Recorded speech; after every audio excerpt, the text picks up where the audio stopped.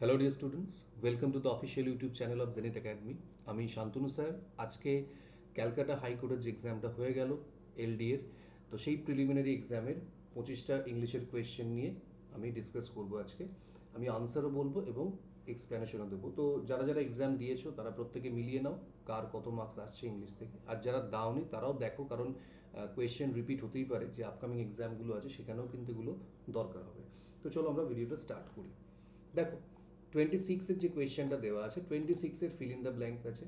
তো feel in the ব্ল্যাঙ্কসের ক্ষেত্রে আমি তোমাদের আগেও বলেছিলাম যে আমাদের ক্লুটা খুঁজে নিতে হবে। যেমন এখানে বলছে 26-এর, after a recent mild paralytic attack his movements are dash restricted. এইটুকু দেখলে আমি বুঝতে পারবো না। পরের লাইনটা বলছে otherwise he is still very active. এই যে otherwise he is still very active, এটাই কিন্তু আমাদের ক্লু। বলছে তা না হলে সে কিন্তু এখনো পর্যন্ত অ্যাক্টিভ আছে। তার মানে আমি এটুকু বুঝতে পারছি যে প্যারালিটিক অ্যাটাকের ফলে সে পুরোপুরিভাবে কিন্তু তার মুভমেন্ট রেস্ট্রিক্টেড হয়নি, মানে পুরোপুরিভাবে কিন্তু সে একদম যাকে বলি আমরা শয্যাশায়ী, সেটা হয়নি কিন্তু। হ্যাঁ, কারণ পরের লাইনেই বলছে otherwise he is still very active. সে কিন্তু নাহলে এখনো পর্যন্ত অ্যাক্টিভ আছে। তার মানে আহ, এটাকে আমরা কি করব, হিজ মুভমেন্টস আর স্লাইটলি অ্যাক্টিভ রেস্ট্রিক্টেড। তার মানে তার মুভমেন্টটা কিছুটা রেস্ট্রিক্টেড হয়ে গেছে, অর্থাৎ সে আগের মতো নর্মাল লাইফটা লিড করতে পারে না, বাট এখনো পর্যন্ত সে অ্যাক্টিভ আছে।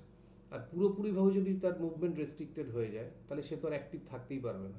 তার মানে এন্টায়ারলি ফ্রিকুয়েন্টলি এটা তো হবে না, আর নো হোয়ার রেস্ট্রিক্টেড হতেই পারে না, কারণ প্যারালিটিক অ্যাটাক হলে তার মুভমেন্ট রেস্ট্রিক্টেড হবেই, তাই না? তো সেক্ষেত্রে নো ভ্যাটটাও আসবে না, তাহলে অপশন বি হবে কারেক্ট আনসার।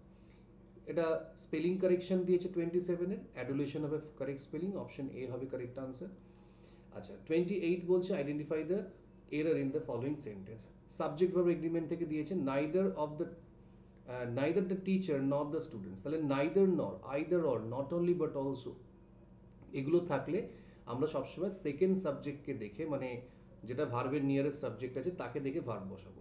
তার মানে এখানে আমরা কাকে দেখব, টিচারকে নয়, স্টুডেন্টসকে। স্টুডেন্টস প্লুরাল, তাহলে এটা ওয়াজটা ওয়্যার হয়ে যাবে। এটাই যদি with, together with, along with, and not এগুলো থাকতো তখন আমরা ফার্স্ট সাবজেক্টকে দেখে ভার্ব বসাতাম, তাহলে এটা সি হবে কারেক্ট আনসার। রিলিংকুইশ মানে গিভ আপ করে দেওয়া, তাহলে এখানে রিলিংকুইশের সিনোনিম চাইছে, তার মানে সেম মিনিং মানে সিনোনিম, তাহলে আমরা করবো রিনাউন্স। ঠিক আছে, রিলিংকুইশ হবে রিনাউন্স।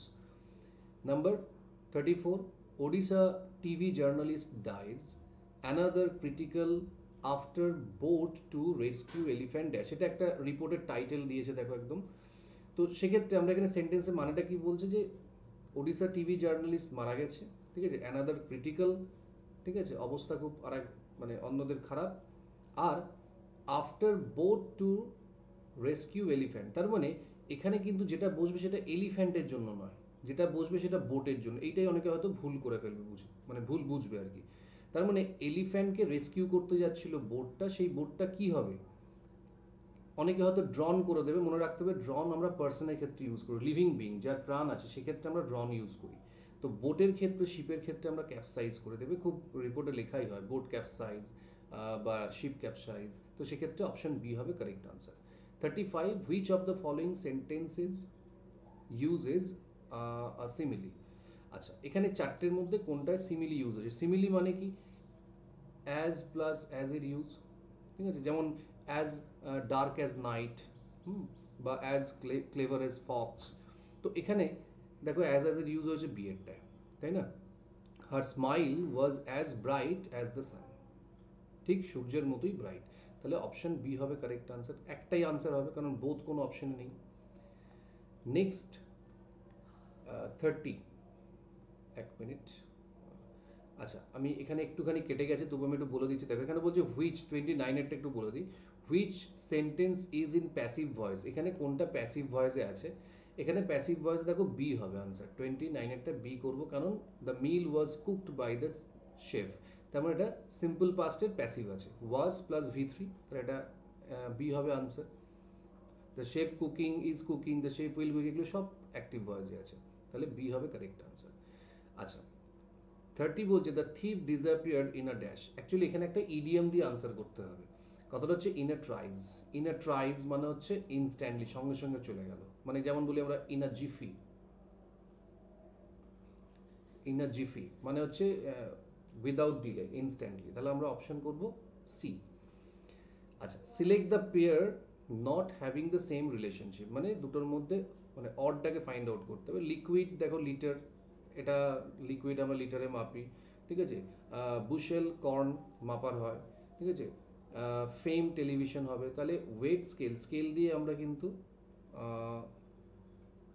ওয়েট মাপি না, তাই তো, আমরা স্কেল দিয়ে কি মেজারমেন্ট করি, ঠিক আছে। তো সেক্ষেত্রে আমরা সি করবো আনসার। আচ্ছা, she has great affection for, মনে রাখতে হবে অ্যাফেকশন হলে ফর, অ্যাফেকশনেট হলে টু। যেমন ফন্ড হলে অফ হয়, ফন্ডনেস হলে ফর হয়, সেরকম অ্যাফেকশন ফর, অ্যাফেকশনেট টু। তাহলে অপশন হবে সি। আচ্ছা, উইক, উইকের সিনোনিম চেয়েছে, খুব সহজ। উইকের সিনোনিম হচ্ছে ফেবল, দুর্বল। আচ্ছা, এটা টেন্স থেকে দিয়েছে, fill in the blanks. Before he dash the station the train dash, past পারফেক্টের নিয়ম। তাহলে সে স্টেশনে পৌঁছাবার আগেই ট্রেন ছেড়ে দিয়েছে, তাহলে before he reach the station the train had left. যেটা আগে হচ্ছে পাস পারফেক্ট, যেটা পরে হবে সিম্পল পাস্ট।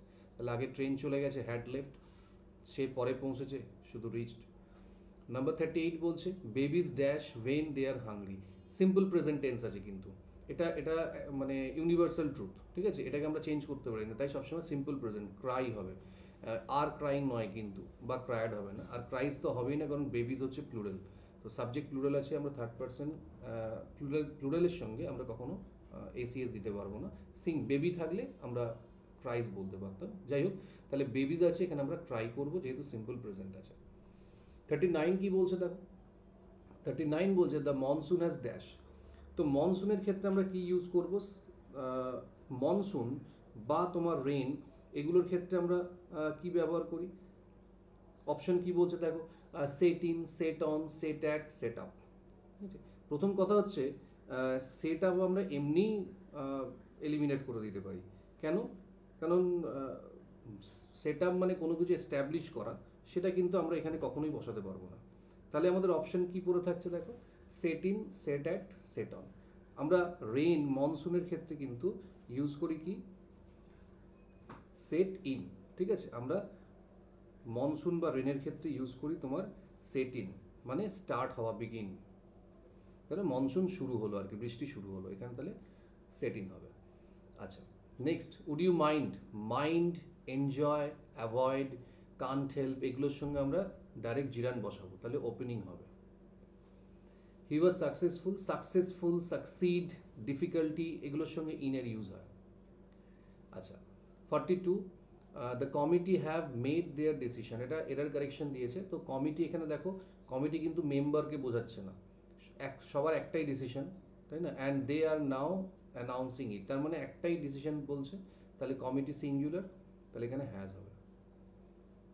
আচ্ছা, 45 বলছে we can't by happiness, happiness যে নাউনগুলোর সঙ্গে শেষে নেস বা ডম, ঠিক আছে, কিংবা ধরো শেষে যদি টিআইওএন থাকে, ঠিক আছে, শন থাকে, এইগুলো আমরা কি করব, অ্যাবস্ট্রাক্ট নাউন করব। তাহলে অপশন হবে ডি, অ্যাবস্ট্রাক্ট নাউন।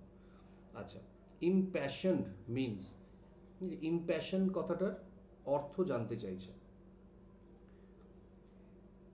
ইমপ্যাশন কথাটার মানে হচ্ছে তোমার যেটা খুব ইমোশনাল, যে খুব ইমোশনাল।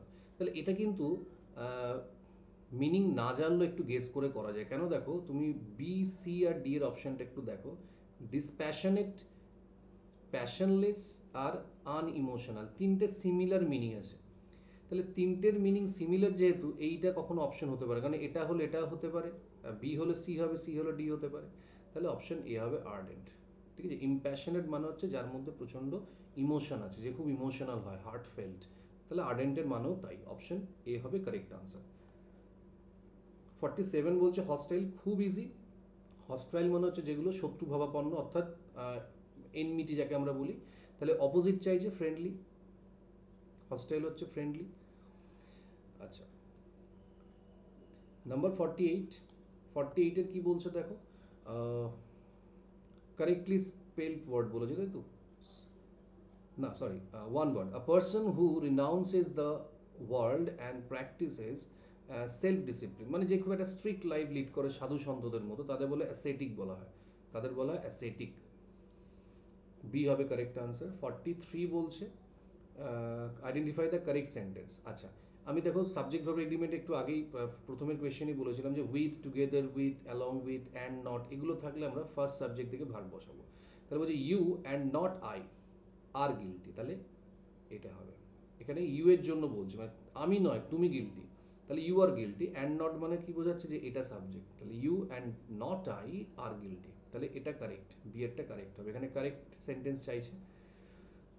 আচ্ছা, আবার সেই একই neither of them dash hard working, neither either এগুলো কি সিঙ্গুলার, দুজনের মধ্যে কেউই নয়, তাহলে ইজ হবে correct answer. Neither of them is hard working, যেহেতু সিঙ্গুলার আছে নাইদার, সিঙ্গুলার ভার্ব বসবে। আচ্ছা, প্রিপোজিশন চাইছে she was vax dash, vax, angry, annoy, ঠিক আছে, এগুলোর পর যদি সাবজেক্ট থাকে মানে পার্সন থাকে তখন উইথ হবে, আর তার বিহেভিয়ার হলে হ্যাঁ তখন আমরা অ্যাড করবো। যেমন he was angry with his brother at something, ঠিক আছে, কোনো কাজে রেগে গেলে সরি তখন আমরা অ্যাটের ইউজ করব, আর কোনো পার্সনের ওপর রেগে গেলে উইথ ইউজ করব। তাহলে she was vax dash the belated reply, তার মানে তার ওপর রেগে যায়নি, তার ফ্রেন্ডের ওপর রেগে যায়নি, তার ফ্রেন্ডের রিপ্লাইয়ের ওপর রেগে গেছে, তাহলে আমরা এ করব। Which of the following word is correctly spelled separate, এটা আমরা খুব ভুল করি, সেপারেটে এসিপিই করে দিই, সেপারেট হচ্ছে এসিপিএ আর এটি, বি হবে কারেক্ট আনসার। ওকে, তো আমরা 50টা মানে 25টা কোয়েশ্চেন আনসার করলাম, আমি আনসারগুলো বলে দিলাম, তোমরা একটু মিলিয়ে নেবে। আশা করি ভ্যারি করবে না যখন কমিশন থেকে আনসার দেওয়া হবে, মানে হাইকোর্ট থেকে যখন আনসার দেওয়া হবে, অফিসিয়াল আনসার কি বেরোবে, আমার মনে হয় না খুব একটা ভ্যারি করবে। তবুও আমার যেগুলো মনে হলো কারেক্ট সেগুলি আমি তোমাদের বলে দিলাম, উইথ এক্সপ্লেনেশন বললাম, তোমরা একটু মিলিয়ে নিও, ঠিক আছে। তো ভিডিওটা কেমন লাগলো তোমরা অবশ্যই জানাবে, কারোর যদি কোনো কোয়েশ্চেনে ডাউট থাকে তোমরা অবশ্যই কমেন্টে জানাবে, আর ভালো লাগলে ভিডিওটা শেয়ার করবে ফ্রেন্ডদের সঙ্গে, আর সাবস্ক্রাইব করে নেবে চ্যানেলটা। খুব তাড়াতাড়ি দেখা হচ্ছে নতুন আর একটা ভিডিও নিয়ে, সবাই ভালো থেকো।